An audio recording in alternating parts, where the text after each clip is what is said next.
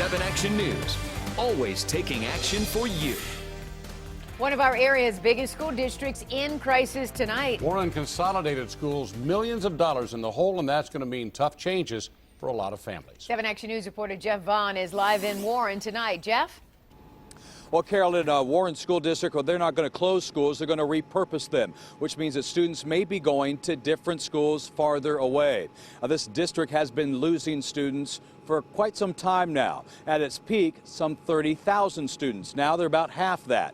But that is not the crisis. The problem is the lack of money. The district situation about 5 or 6 years ago. Parents packed the Warren Consolidated Schools Administration Building to hear from their superintendent about plans to save the district money. Spend a little and cut a little and spend a little. And the cost cutting hits home for families going to 3 WCS schools. One school is being forced to accept a larger student population, and 2 more are being repurposed. We can see the school from our driveway, and now the kid won't be going there. Tim Bednard has 2 children in Warren schools. He walks his daughter 1 block to her school every day.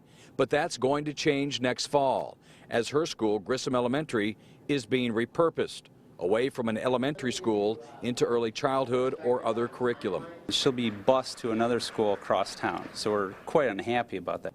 And even though the Bednard family hasn't moved, his 3rd grader will now be going to yet another school. At this point, this will be her 4th school within the Warren Consolidated School District. And for Rochelle Kelly, her student will be forced to change his routine, which can be devastating to an autistic child. To take him and say, okay, we're not only going to change the people you're dealing with, we're going to change the building, and then a year later we're going to change the building again.